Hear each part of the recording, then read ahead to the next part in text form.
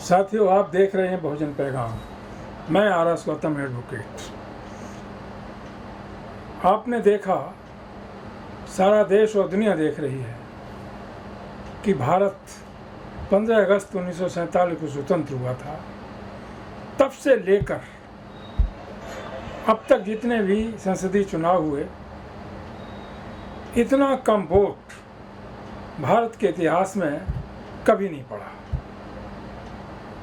आंकड़े साफ बता रहे हैं कि शायद 2024 का संसदीय चुनाव जो हो रहा है, उसमें वोट पड़ने का औसत शायद 50% को क्रॉस नहीं कर पाएगा और 50% से नीचे ही रहेगा। ऐसा क्यों हुआ? इसका जिम्मेदार कौन है? इसका मतलब लोकतंत्र खत्म हो रहा है अथवा देश के लोगों का विश्वास लोकतंत्र से उठता जा रहा है। नहीं, ऐसा नहीं है। देश के लोग तो लोकतंत्र में भरोसा करते हैं, लेकिन लोकतंत्र को खत्म किया जा रहा है मोदी जी की सोच के अनुसार, बीजेपी और आरएसएस के एजेंडे के अनुसार, जो कि देश के लिए बहुत बड़ा आघात है और आगे चल कर के इसके बहुत भयंकर परिणाम होंगे।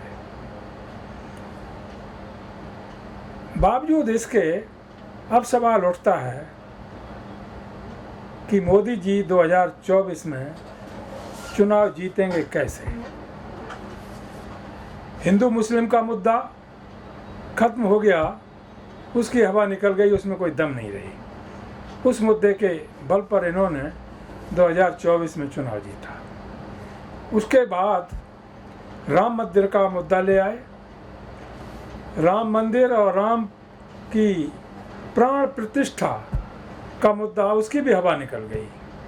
हालांकि उसके आधार पर इन्होंने 2019 का चुनाव जीता। अब इन दो मुद्दों में कोई दम नहीं रही और देश के लोग भी समझ रहे कि क्या चाहिए। रोजगार चाहिए, एजुकेशन चाहिए, विकास का रास्ता खुलना चाहिए, गरीबी भुखमरी से निजात मिलनी चाहिए।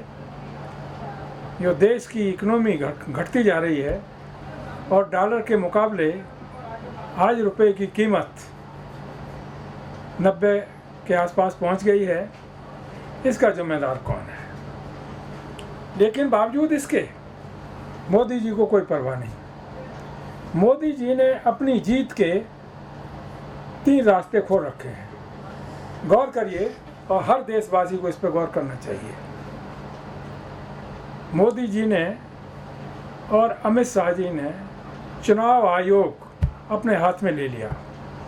अपनी मर्जी के 3 चुनाव आयुक्त नियुक्त कर दिए।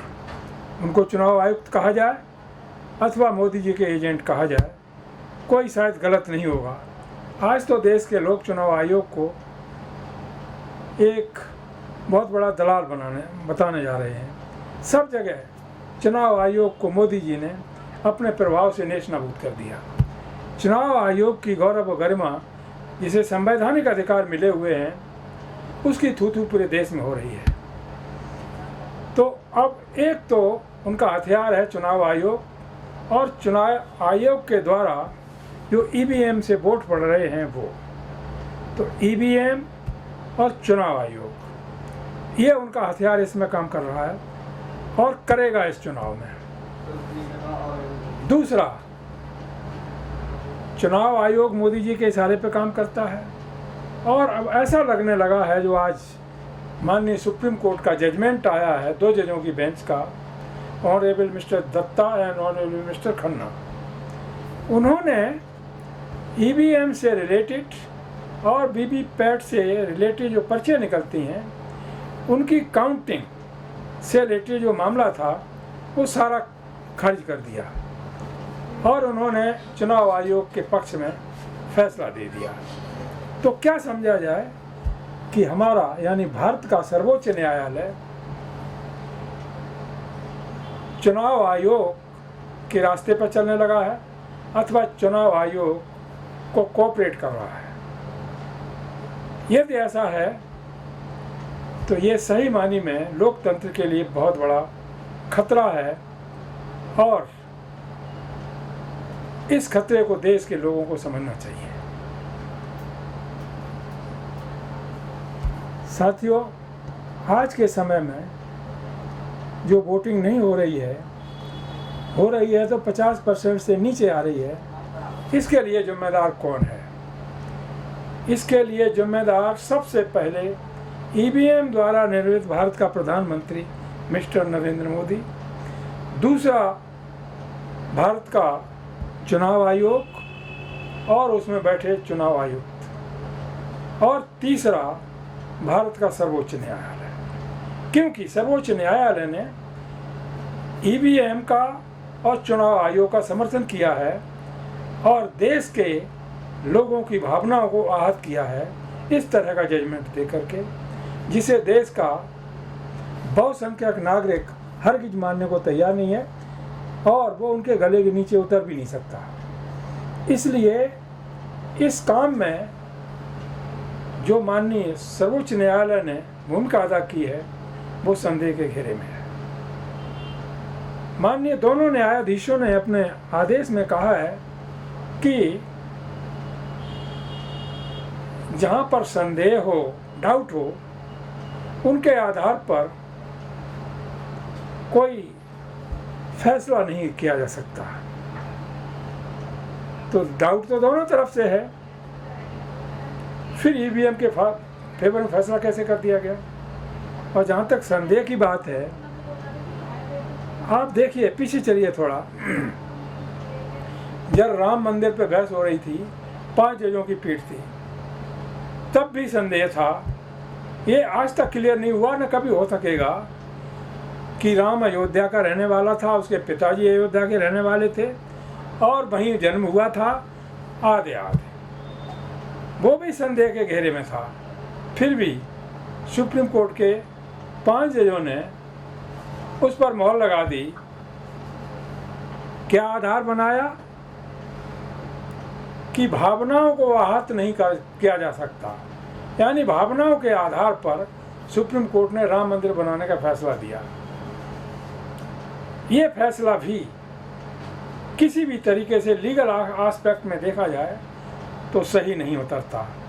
भावनाओं के आधार पर कोई भी कोर्ट किसी भी देश की कोई फैसला नहीं देती, लेकिन जिस देश में इतना मजबूत संविधान हो, तो दुनिया में इस तरह का कोई संविधान ना हो, उसको दरकिनार करते हुए भावनाओं के आधार पर फैसला दिया जाता हो। संदेह के आधार पर तो दोनों तरफ का संदेह होता है, लेकिन एक तरफ फैसला दिया जाता है। ईवीएम चुनाव आयोग के फेवर में फैसला दिया जाता है और जनता का जो लीगल राइट है वोट डालने का, यानी लोकतंत्र को बचाने का, बहाली का, उसको इग्नोर किया जाता है। साथियों, ये बहुत बड़ी दुखद बात तो है, गंभीर प्रश्न है। इस पर पूरे देश को सोचना पड़ेगा। सुप्रीम कोर्ट तक तो आप पहुंच गए, आपकी बात नहीं सुनी गई। रीजन क्या है? कुछ न कुछ तो रीजन है, बगैर रीजन कोई बात नहीं होती। सुप्रीम कोर्ट में जजों के अपॉइंटमेंट कौन करता है? एक कॉलेजियम बनी हुई है, उसके माध्यम से होती है। और कॉलेजियम जिस तरह से जजों के अपॉइंटमेंट करती है सुप्रीम कोर्ट में, हाई कोर्ट में, उसका ये रिजल्ट है जो आज पूरा देश भुगत रहा है। साथियों, ये जो मैं कह रहा हूँ, ये केवल आर.एस. गौतम एडवोकेट के व्यूज नहीं है। ये पूरे देश से जो बहुजन पैगाम पर संदेश आते हैं, सुझाव आते हैं, उनके व्यूज आते हैं, पूरे देश के लोगों के व्यूज हैं। हर आदमी तो सुप्रीम कोर्ट नहीं जा सकता। एक माध्यम होता है जो बना हुआ, उसके माध्यम से अप्रोच करते हैं। आज के इस फैसले ने पूरे देश को झकझोर कर रख दिया है और लोकतंत्र को बचाने की बजाय उसको खत्म करने की दिशा में ये कदम उठाया गया है। किसको फायदा होगा इससे? परेशानी हो सकती है, आज नहीं तो कल देश के लोगों को रोड पे आना पड़ेगा। हर हालत में आएंगे भी, लेकिन लोकतंत्र को खत्म नहीं होने देंगे। भारत का संविधान जिस महामानव ने बनाया था, ये कभी नहीं सोचा था कि आगे चलने के बाद ऐसी भी स्थिति आएगी कि देश के संविधान, लोगों के संवैधानिक अधिकार और देश के लोकतंत्र को बजाय बचाने के, जो हमारे देश की हायर जुडिशरी है, उसके विरुद्ध कोई ऑर्डर पास होगा। ईवीएम देश के लोकतंत्र को खत्म कर रही है। पूरे विश्व में ईवीएम से कहीं चुनाव नहीं होते। माननीय सर्वोच्च न्यायालय का 2 जजों का ये विचारधारा कहीं हिट नहीं बैठती, कहीं फिट नहीं बैठती कि देश बहुत बड़ा है, देश की आबादी इतनी है, छोटे मोटे देश हैं, वो किसी तरीके से ईवीएम से चुनाव नहीं कराते तो वहाँ पर बैलेट पेपर से हो जाता है। अमेरिका तो छोटा मोटा देश नहीं है, चाइना छोटा मोटा देश नहीं है, ऑस्ट्रेलिया, तमाम दुनिया के देश हैं, बांग्लादेश है, यहाँ तक पाकिस्तान है जिसकी मोदी मीडिया रात दिन उसकी बुराई करता है। वहाँ पर भी नहीं, बांग्लादेश में भी नहीं, किसी देश में नहीं। आखिर ऐसी बात खास क्या है? साथियों, आप सभी समझते हैं, लेकिन उस बात को पुरजोर से कहने की हिम्मत नहीं जुटा पाते। जब तक इस देश में वर्ण पर आधारित जातिवाद रहेगा, तब तक किसी को फेयर न्याय नहीं मिलेगा। आप तय में जाइए, जब बेस में जाइए तो आपको जातिवाद नजर आएगा। आप भले ही बहुसंख्यक हैं, बहुजन समाज के लोग हैं, 85-90% हैं, लेकिन शीर्ष स्थानों पर तो 0 हैं।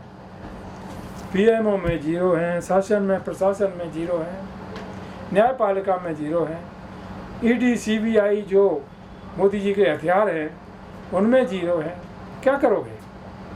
इसलिए अब तो सुप्रीम कोर्ट भी आप जानिए, वरिष्ठ अधिवक्ता प्रशांत भूषण साहब ने काफ़ी पैरवी की लोकतंत्र को बचाने के लिए, और भी जितने विद्वान अधिवक्तागण इस काम में लगे हुए थे, आज भी लगे हुए हैं। भानु प्रताप जी एडवोकेट थे, महमूद पराचा जी थे, मामन मेसराम जी थे, हालांकि वो एडवोकेट नहीं है, सामाजिक कार्यकर्ता हैं।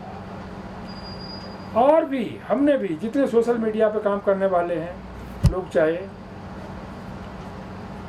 नवीन कुमार जी हों, शंभू कुमार जी हों, नीरज पटेल हों, कोई भी हो, यूनिवर्सिटी के प्रोफेसर हों, चाहे कोई भी हो, यानी जो समाज के प्रति समर्पित हैं, उनकी बातों को भी दरकिनार कर दिया गया। जो नाम हमने गिनाए आपको, उनके पास कोई संवैधानिक पावर तो नहीं है। वो तो अपने सोशल स्टेटस के आधार पर अथवा सामाजिक चिंतक होने के आधार पर देश के लोगों के हित में और देश के हित में जो बात करते हैं, उसको दरकिनार कर दिया गया। जिन लोगों के हाथ में संवैधानिक पावर है, अब देखना यह है, सोचना यह है कि उन्होंने संवैधानिक पावर का देश हित में सदुपयोग किया है या दुरुपयोग किया है। जब उन्होंने अपनी कुर्सी ग्रहण की, उससे पहले वो तिलाई जाती है, यानी सौगंध दिखाई जाती है, कसम दिखाई जाती है। जिस संविधान की कसम खा करके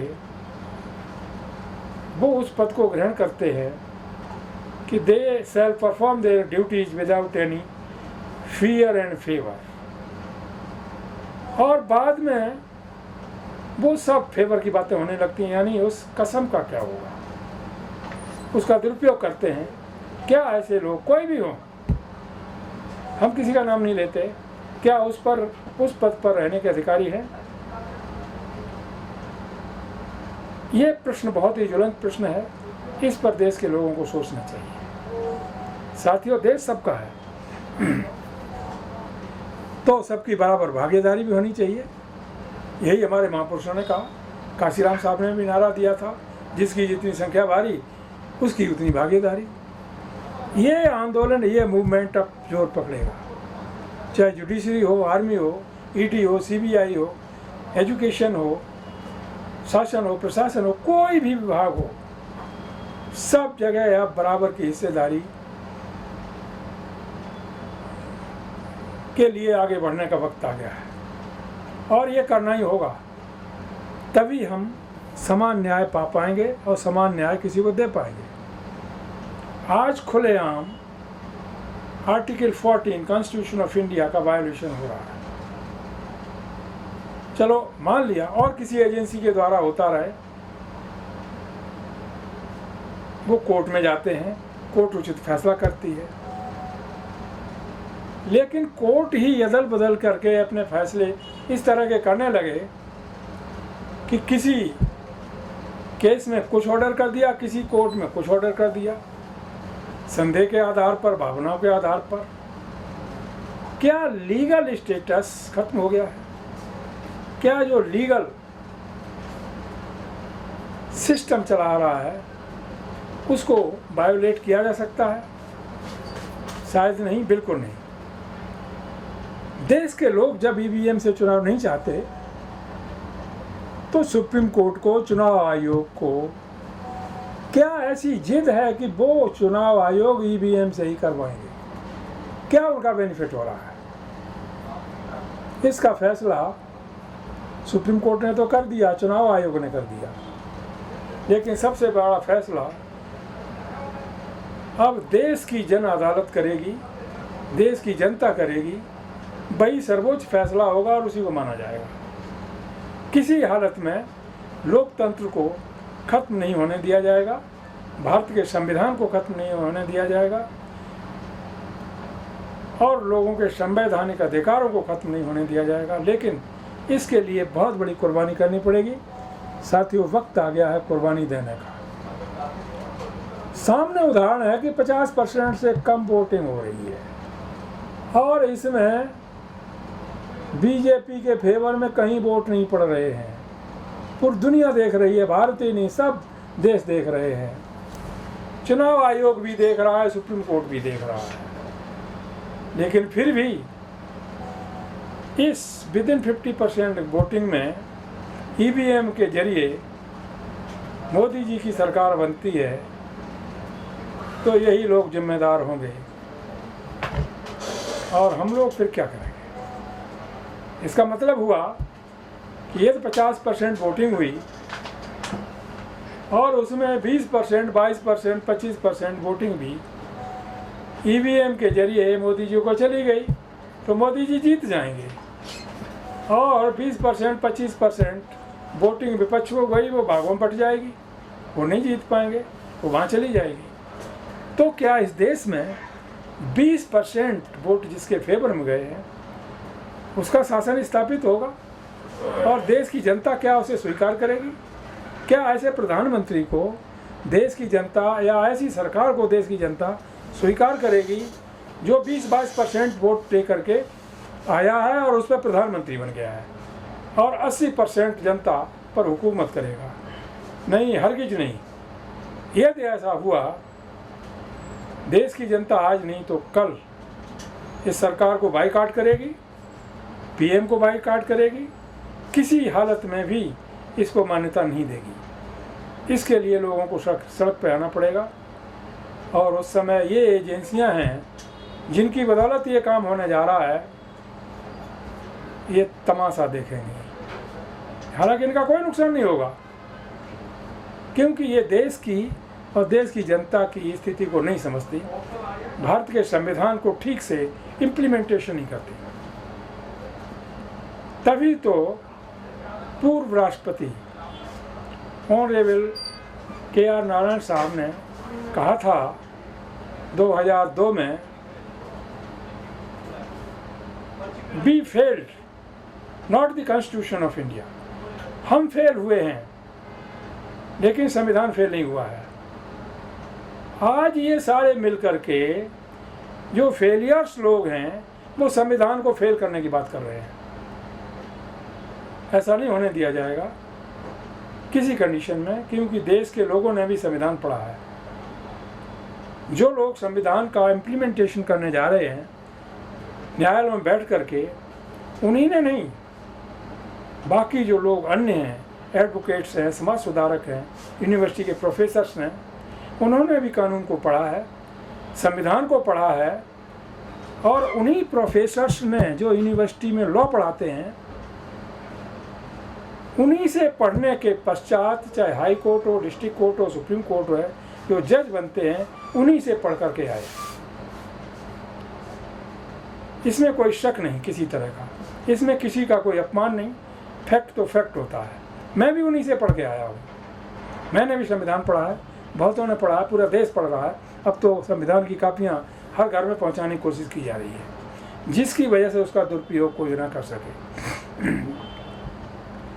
आज से करीब 3 साल पहले दिल्ली के मुख्यमंत्री केजरीवाल साहब ने भी कहा था, कोई कानून बनाने की ज़रूरत नहीं, जो SC/ST पर अत्याचार होते हैं, OBC पर और तमाम अत्याचार किसी पर भी होते हैं, मैं कहता हूं कि केवल भारत का संविधान ही सही तरीके से लागू कर दो, इम्प्लीमेंट कर दो, कोई अदर कानून बनाने की ज़रूरत नहीं।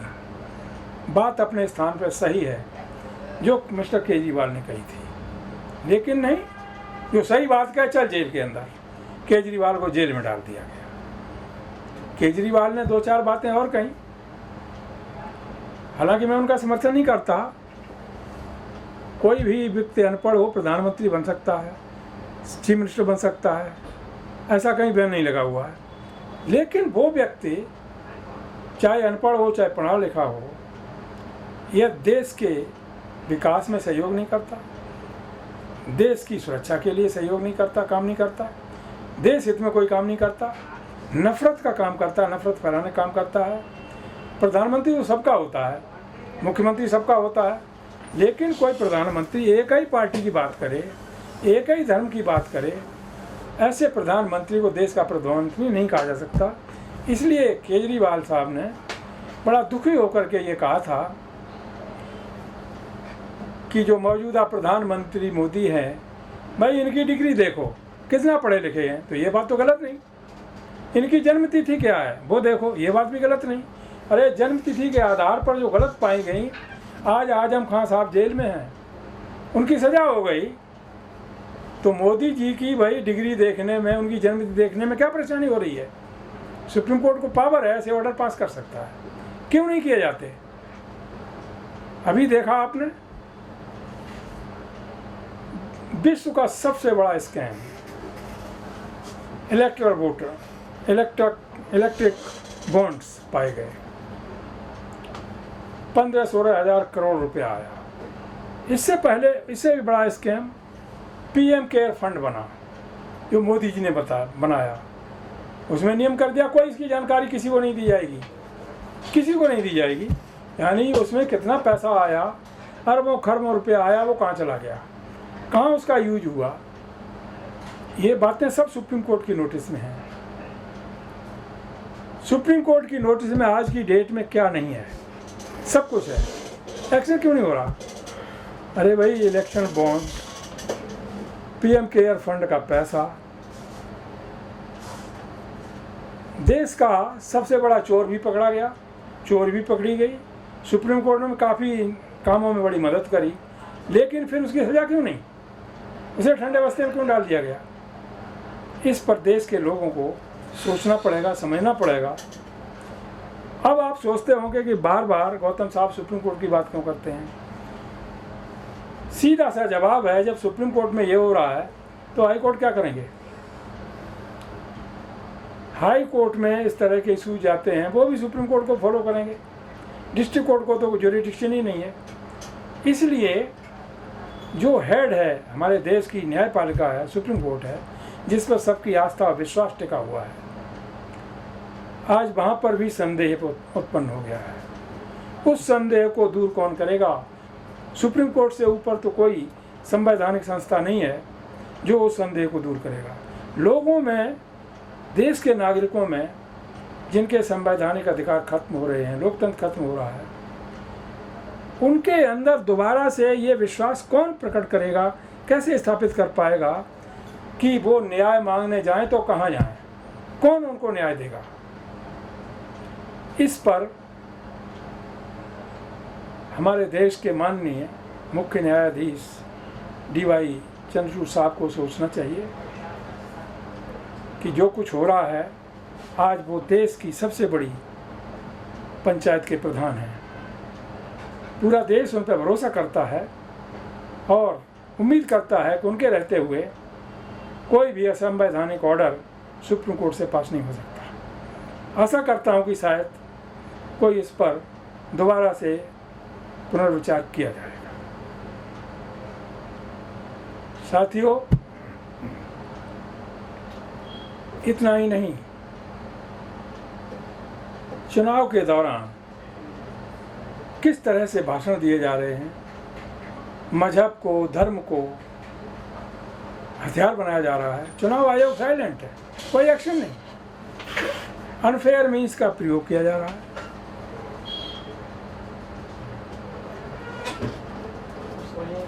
और इसी अनफेयर मीन्स के आधार पर पूर्व प्रधानमंत्री इंदिरा गांधी को सजा मिली थी। तत्कालीन हाई कोर्ट के जज साहब जगमोहन साहब सिन्हा ने सजा दी थी, लेकिन आज ऐसा नहीं हो रहा। खैर, बहुत सारे इस तरह के क्वेश्चन हैं जो कि मैं आप लोगों की नोटिस में ला रहा हूँ, छोड़ रहा हूँ। आप सोचिए, विचारिए और अपना क्रिया प्रतिक्रिया कीजिए। और यदि बहुजन पैगाम पर आने वाले वीडियोस आपको पसंद हैं, अच्छे लगते हैं, देश हित में हैं, तो उनको लाइक कीजिए, सब्सक्राइब कीजिए और पूरे देश में भेजिएगा। क्योंकि ये जो बातें हैं केवल किसी व्यक्ति विशेष से रिलेटेड नहीं है, ये देश की जनता से और पूरे समूचे भारत से रिलेटेड हैं।